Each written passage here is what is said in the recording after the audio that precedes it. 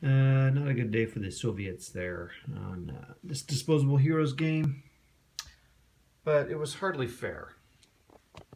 I mean, the Soviets came on from over there. I'm not sure I even got that right in the scenario. Came around that side, swept, had these guys sweep around, and then they're getting ready to face this gaunt. You know, there's no way. And this guy was probably going to turn around and shoot him anyway. Anyway, and the Germans are able to get from this edge into the buildings quickly. A couple things I'm not sure about. I don't know if the Soviets are supposed to come from that end and the Germans from this end. Still would have been the same concept. They only had 4 or 5 turns to do it. So I like some of the things about Disposable Heroes. It's my first time playing it. So this drove me crazy. So this guy, you have to acquire when you shoot. So that's fine. I'm all cool with acquiring. So he had acquired, and once you acquire it, you don't lose it unless you move a certain distance and all that stuff. That's fine. Well, so I had acquired it, but I couldn't hit the guy. I mean, I rolled and I just kept missing. So that's fine. That happens in games, right? Well, this guy, and then he gave up on the tank over here, and he just said, I'm going to shoot into the building. Well, to acquire infantry, it's +1 in a building. So it's like, yeah, I'm shooting at them, but they're in a building, so I'm going to, that's better.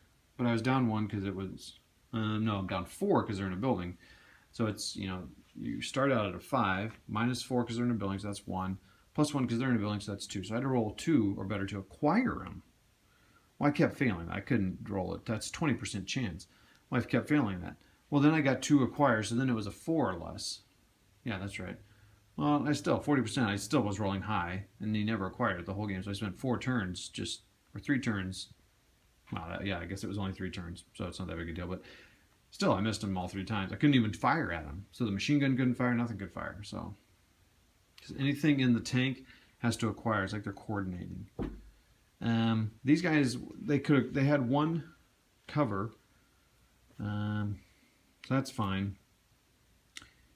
But then again, they couldn't hit these guys in the building because it was. I mean, really, it should have been like they had to hit on 1s always. Because if these guys had a cover at 1, well, these guys would have that cover too. But anyway, I just counted as 4.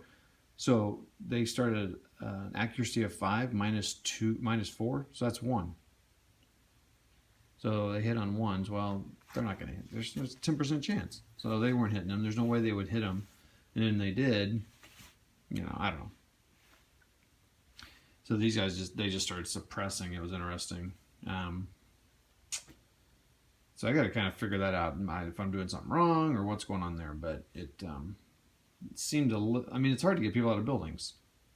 But I had no arty. I had no anti-tank. So really, the Germans were then hosed if they couldn't do anything to this. Well, I don't know. And maybe the scenario is not great. And the funny thing is, I got this Too Fat Lardy's book of scenarios, and they're almost all like this kind of board. Some of them are just no trees, just all undulating hills. So I'm like, well, what is that about? So I got to kind of figure that out. I got to come up with a better scenario to test the next ones.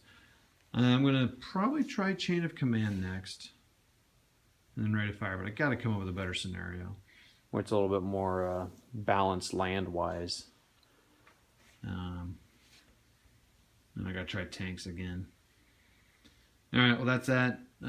It's fun, but the scenario is not great, so I got to think through that. All right, chat at you later.